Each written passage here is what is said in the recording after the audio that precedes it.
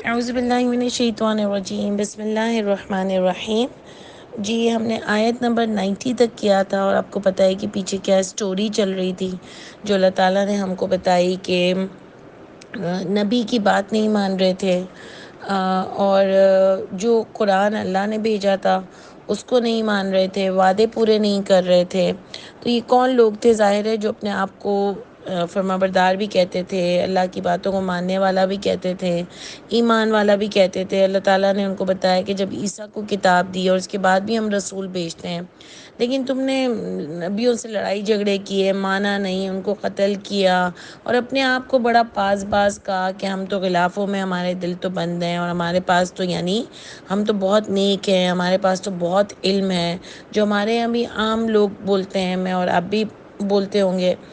تو اب دیکھیں کہ اللہ نے بتایا کہ جب ان کے پاس کتاب آئی جو تصدیق کر رہی تھی، یعنی جب باقی ان کے پاس کتاب بھیجی، یعنی یوں تو بہت بڑے بن رہے تھے، جب ان کے پاس کتاب بھیجی اور جب ان کو یہ خود دعا مانگ رہے تھے کہ اللہ تعالیٰ حق کو کھول دیجئے، تو جب ان کے پاس وہ کتاب آئی کہ جب انہوں نے اس کو پہچان لیا تو انہوں نے اس کے ساتھ کفر کر لیا۔ یعنی دعائیں مانگتے تھے کہ حق کو کھولو، خود بیزار تھے کفر سے، لیکن جب ان کے پاس خود وہ حق آیا تو انہوں نے بھی حق کو ماننے سے انکار کر دیا، اور انہوں نے، اللہ نے بتایا کہ انہوں نے اپنے آپ کو بیچ دیا، سودا کر لیا اپنی جانوں کے ساتھ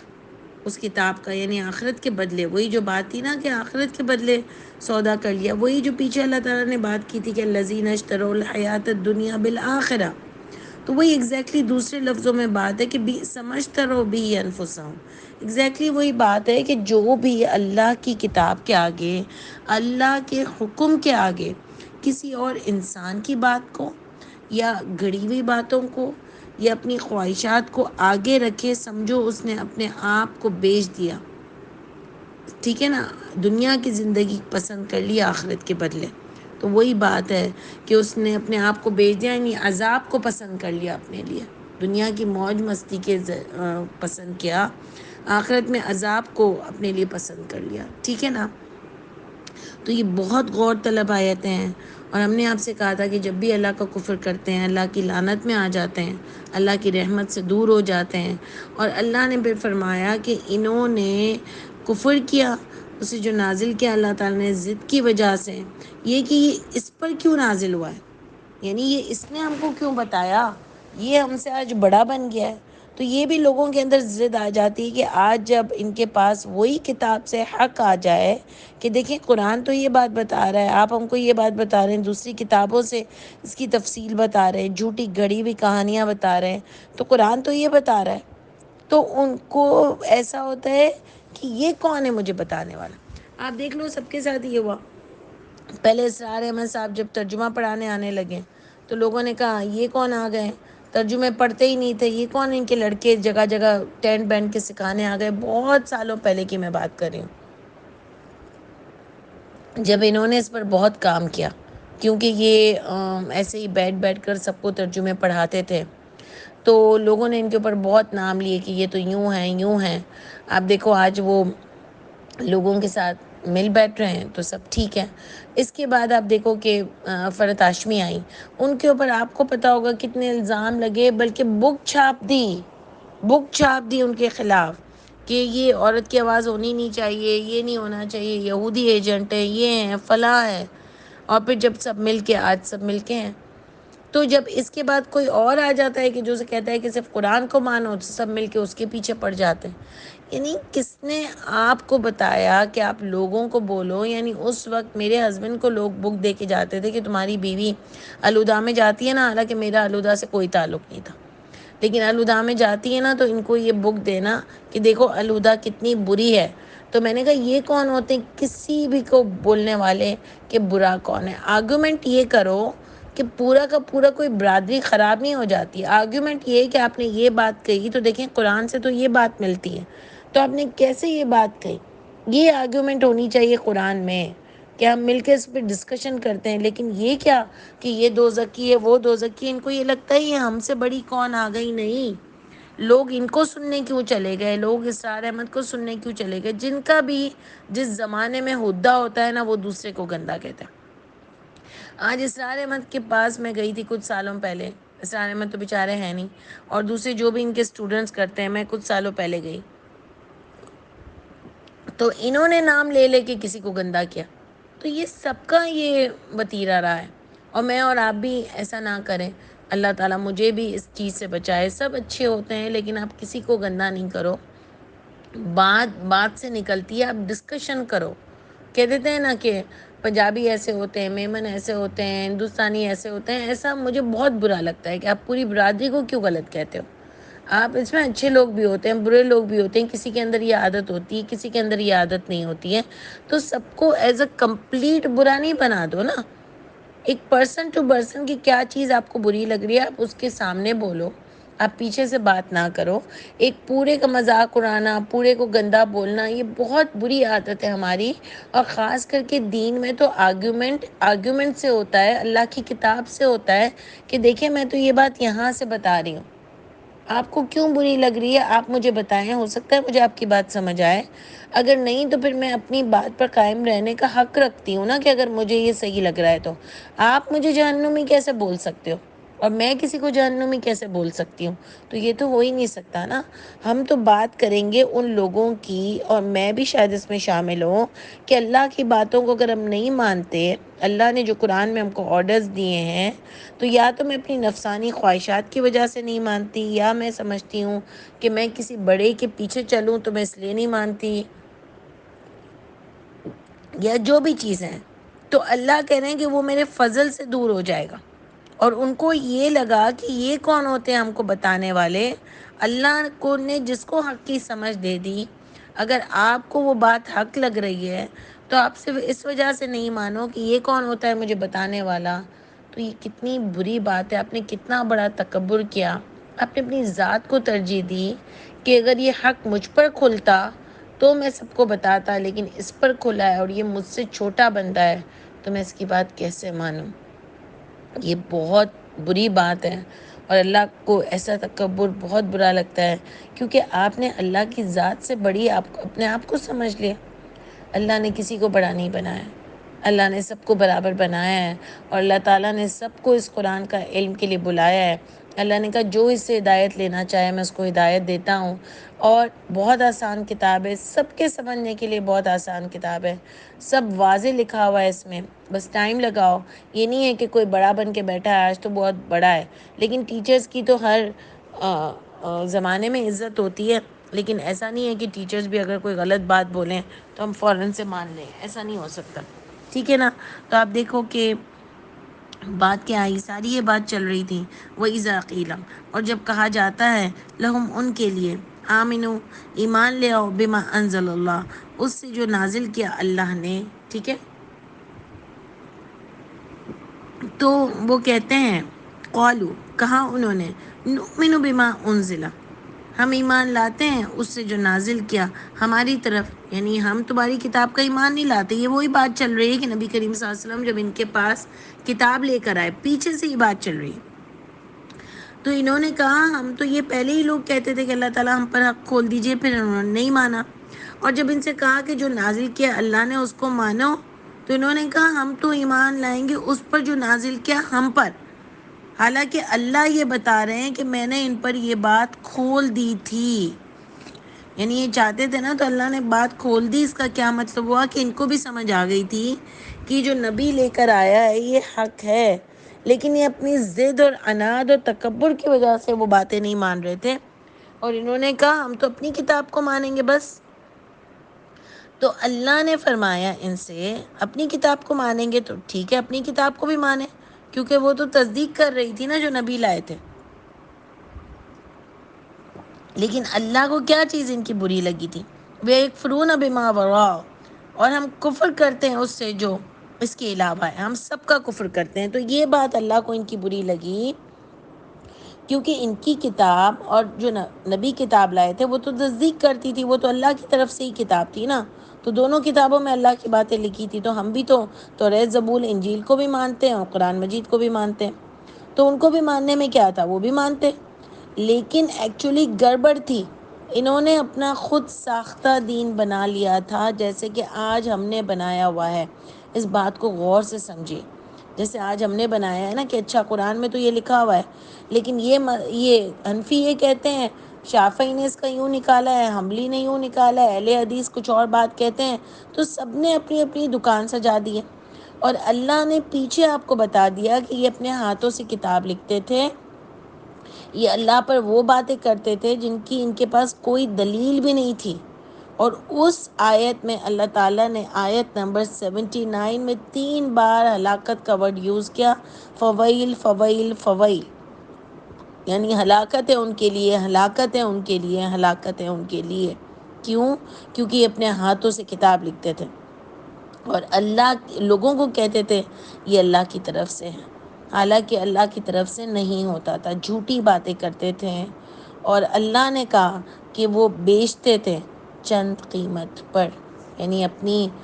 جھوٹی انا کی تسکین کے لیے جھوٹی باتیں کرتے تھے اللہ کے نام سے، تاکہ لوگ ان کو بڑا سمجھیں۔ اس لیے جب نبی ان کے پاس حق لے کر آئے، جو ان کی کتاب بھی ٹیلی کرتی تھی، کیونکہ آپ پورا ایک سیناریو سمجھو اللہ تعالیٰ مجھے اور آپ کو بتانا کیا چاہتے ہیں، کیونکہ پیچھے بھی وہ لوگ تھے نا کہ جب ان کو سمجھ آ گئی تھی نبی کی بات، تو یہ اپنے لوگوں کے پاس جا کے بتا دیتے کہ کہیں نبی کو تم نے بتا تو نہیں دیا نا، لوگوں کو تم نے بتا تو نہیں دیا کہ یہ نبی جو کہہ رہا ہے یہ ہمارے پاس بھی لکھا ہوا ہے، ہماری کتاب میں بھی لکھا ہوا ہے، تم نے بتایا تو نہیں؟ یاد آیا آپ کو جو ہم نے پیچھے پڑھا تھا آیت نمبر 76 میں، کہ تم نے بتا تو نہیں دیا نا، ورنہ پھر یہ اللہ پکڑیں گے تم کو اس بارے میں، اگر تم نے بتا دیا ہوگا تو تم عقل نہیں رکھتے ہو۔ تو وہ اللہ نے کہا میں تو تم کو ویسے بھی جانتا ہوں، جو تم چھپا کے کرتے ہو اور اعلانیہ کرتے ہو۔ تو پورا ایک سیناریو دماغ میں لائے کہ اس وقت بھی ان کو سمجھ آ گیا تھا کہ جو نبی بتا رہے ہیں وہ حق ہے، لیکن اللہ نے کہا یہ باہر نکل کر لوگوں کو اس کا کچھ اور انٹرپریٹ کرتے تھے، آیتوں کو کچھ اور تشریح بتاتے تھے، اور اپنے لوگوں سے کہتے تھے کہ تم نے بتا تو نہیں دیا نا لوگوں کو کہ نبی جو کہہ رہا ہے وہی ہماری کتاب میں بھی لکھ دیا ہے، بتانا نہیں ورنہ اللہ پکڑیں گے تمہیں۔ یعنی اتنے ضد کے پکے اور تکبر کے مارے لوگ تھے، سیلف سینٹرڈ لوگ تھے۔ اور یہاں بھی اللہ نے لکھا کہ اللہ کو کہتے تھے اللہ کھول دے ہم پر حق۔ جب اللہ نے حق کو کھولا نبی کے تھرو تو ان کو برا لگا کہ نبی کے تھرو کیوں بولا، یعنی ادھر بھی انہوں نے تکبر اور ضد کی وجہ سے منع کیا۔ اب آگے اس کا مطلب ان کے پاس تو حق کھل گیا تھا، ان کو تو پتا تھا، تو یہ نہیں مان رہے تھے کیونکہ انہوں نے جھوٹی ایک پوری عمارت بنا کے رکھی تھی۔ یہ اپنے ہاتھوں سے کتاب لکھتے تھے، اللہ کے نام سے جھوٹی جھوٹی باتیں کرتے تھے، جو آج ایگزیکٹلی ہمارے یہاں ہو رہا ہے کہ پنسورے بنا دیے، پتہ نہیں دوسری کتابیں بنا دی، فتووں کی کتابیں بنا دی، مسئلوں کی کتابیں بنا دی، اور ہر مسلک کے مسئلے کے طریقے الگ الگ ہیں سلجھانے کے، سب کے کوئی، اور آپ پڑھیں گے نا کبھی مسئلوں کی بک نکالے، اس میں 4 مسلک کے حساب سے مسئلے کے حل دیے ہوں گے۔ نہیں، کیا بیوقوف قوموں کو پیچھے لگایا ہوا ہے، گھمایا ہوا ہے سب کا دماغ کہ یہ مسلک کا ہو تو یہ مسئلہ ہے۔ ایک طلاق کا ہی میں آپ کو بتا رہی ہوں کہ طلاق بھی سب کی الگ الگ طریقے سے، اگر اہل حدیث ہو تو یوں ہو گئی ہے، حنفی ہو تو یوں ہو گئی، کیا پاگل سمجھتے ہو؟ اور اس لیے بھی پاگل سمجھتے ہیں کہ لوگ پاگل بن بھی رہے ہیں۔ اگر لوگ پاگل نہ بنے اور اپنا دماغ استعمال کر کے قرآن کو غور و فکر سے سمجھے نا، تو اس ساری مشکلوں سے چھٹکارا پا لیں گے الحمدللہ۔ الحمدللہ جب سے مجھے یہ قرآن ملا ہے نا، حالانکہ میں یقین کریں میں بہت کم علم ہوں، بہت ہی میرے اندر عمل کی کمی ہے، اللہ تعالیٰ مجھے عمل والا بنائے، لیکن ایک بات ضرور ہوئی ہے کہ مجھے دل کی تسلی ہو گئی ہے، اور یہ قرآن میرے دل کی بہار بن گیا ہے، اور مجھے اتنا اچھا لگتا ہے کہ ایک یہ قرآن اللہ تعالیٰ نے ہم کو دیا ہے، اس میں ہمارے سارے مسائل کا حل ہے۔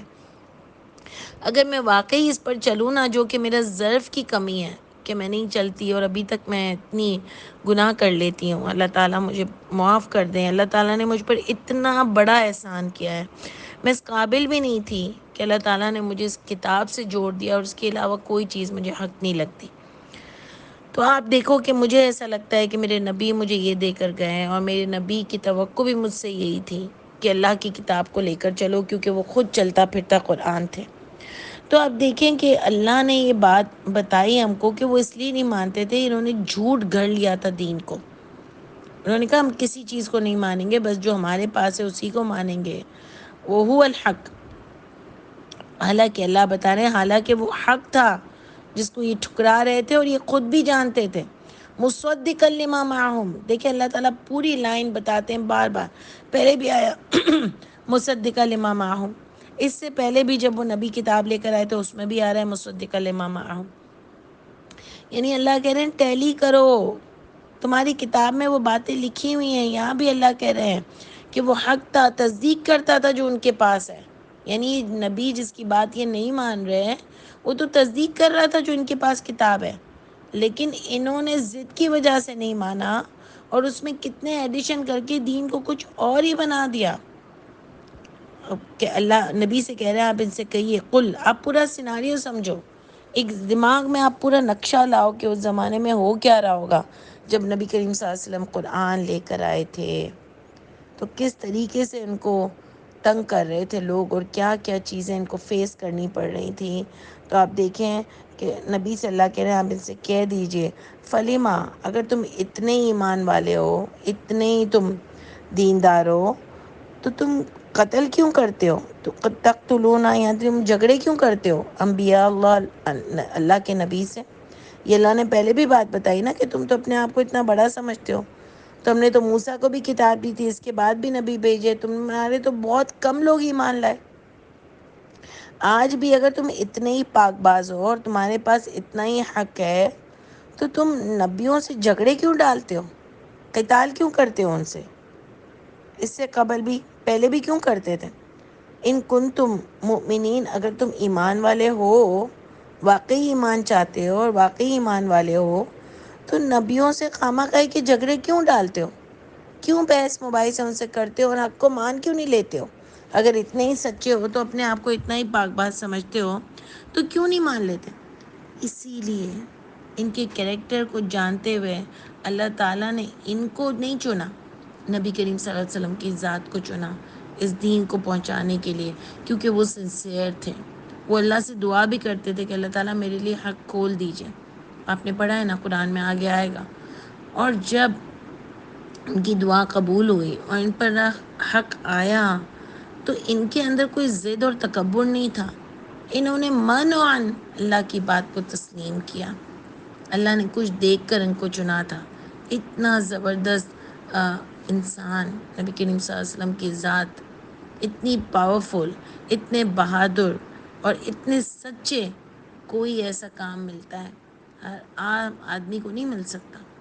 تو نبی ہوتے ہیں اس لیے کہ ان کے کریکٹر بڑے اونچے ہوتے ہیں، آپ سوچو ان کو کیا کیا فیس کرنا پڑا، کتنی باتیں لوگ کرتے تھے، ان کو سب کو سمجھانا پڑا، اور ایک اکیلے اس زمانے میں کھڑے ہوئے تھے اتنے سارے لوگوں کے بیچ میں، سوچو کیا بہادر ہوں گے ہمارے نبی اور دوسرے نبی بھی سارے، تو یہ آپ دیکھو کہ اللہ ان سے کہہ رہے ہیں اپنے آپ کو اگر اتنا ہی نیک سمجھتے ہو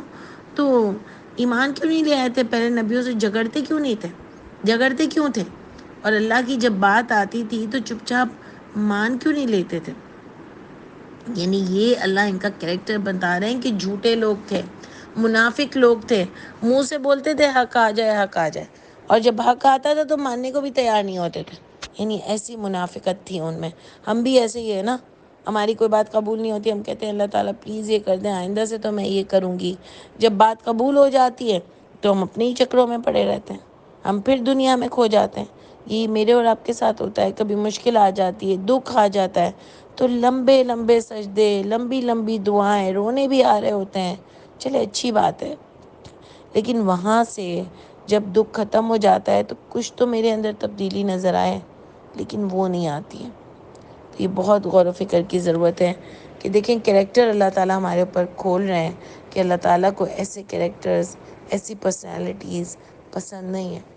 اللہ تعالیٰ کو صاف ستھرا انسان پسند ہے،